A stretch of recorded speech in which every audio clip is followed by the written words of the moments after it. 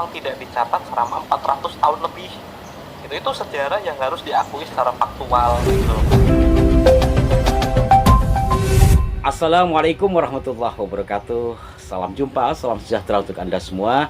Saudara-saudaraku dimanapun Anda berada, kembali saya menemui Anda di Aras 9 Channel. Dan pada edisi kali ini saya sekedar urun rembuk saja terkait dengan fenomena nasab atau diskursus nasab habaib yang sampai hari ini masih terus bergulir. Seperti pada edisi yang lalu, saya sekedar mengharapkan sebenarnya agar diskursus nasab ini bisa membuahkan sesuatu yang lebih bermanfaat, tidak sekedar ramai di medsos kemudian tantang menantang. Saya pikir lebih baik jikalau memang ada yang bersedia dan siap, tentu dengan segala konsekuensi ilmiah, maka dibuatlah buku pembanding dari buku yang telah dibuat oleh Kiai Haji Imaduddin Usman. Nah, ada yang setuju, ada yang kontra, hal yang wajar. Cuman ini sebenarnya lebih kepada pendewasaan diri kita di dalam menyikapi karya ilmiah. Saya tetap mengatakan ini karya ilmiah karena memang berdasarkan teori yang disepakati, yakni teori konfirmasi menggunakan pendekatan kitab-kitab atau yang umum disebut sebagai teori pustaka, pendekatan pustaka. Maka dan ini juga saya pernah menonton video diskusi bersama Gus Rumail Abbas sama Kiai Khotimi di kanalnya Mas Farhan, Hanif Farhan. Gus Rumail yang kita ketahui seringkali membuat counter yang menarik juga sih menurut saya.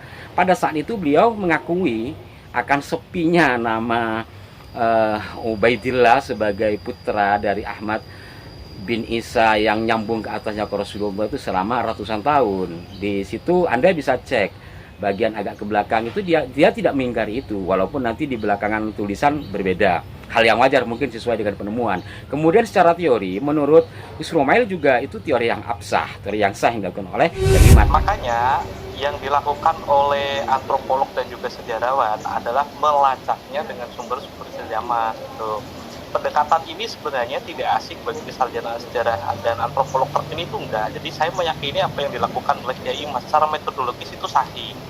Hanya saja ini kan pendekatan antropolog dengan perspektif sekuler. Padahal konsep syuhur wastifado itu kan berlaku bitulis zaman sepanjang waktu.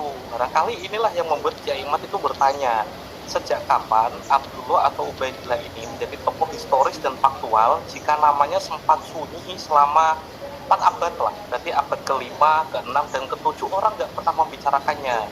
Katanya dia orang terkenal, tapi tidak ada satupun buku yang menulis namanya. Katanya dia udah di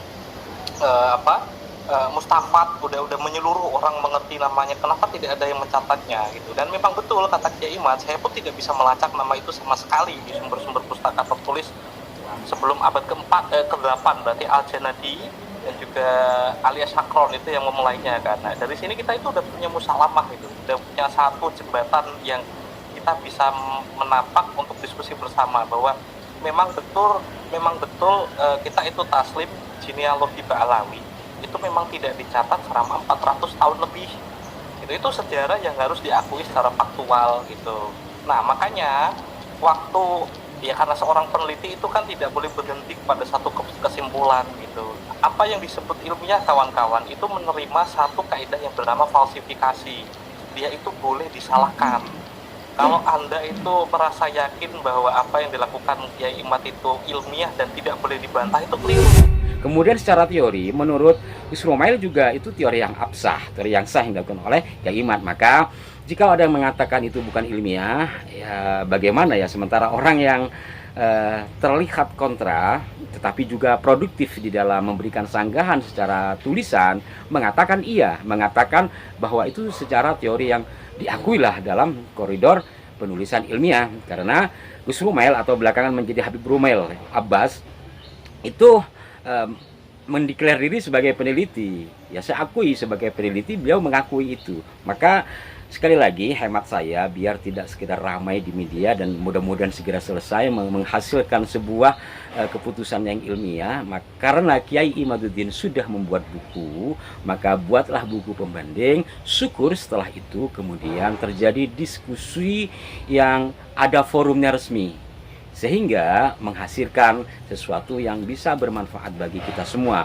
Perkara terjadi perbedaan pendapat selama sifatnya ilmiah adalah hal yang wajar.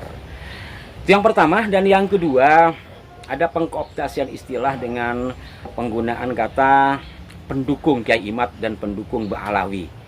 Padahal ketika saya umpamanya Arah 9 ketika mengupas tentang diskursus nasab ini dan mengacu kepada tulisan Kiai Imad, itu yang kami dukung adalah upaya keilmuan.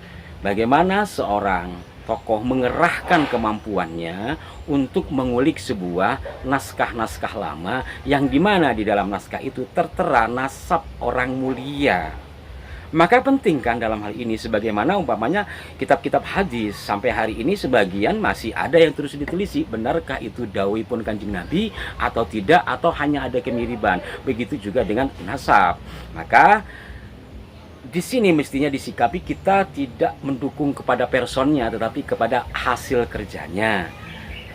Maka itu jikalau umpama nanti apa yang dilakukan oleh Kiai Imad ini bisa dimentahkan, itu hal biasa dan tidak perlu kita menyalahkan pihak satu sama lain.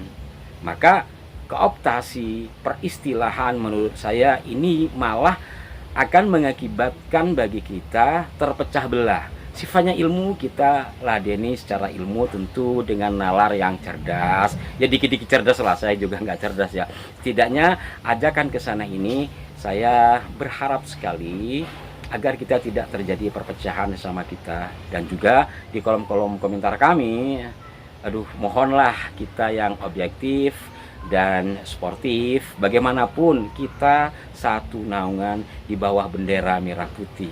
Siapapun Anda, turunan dari mana, kita sudah ditakdirkan menjadi bangsa Indonesia, maka membangun bangsa ini.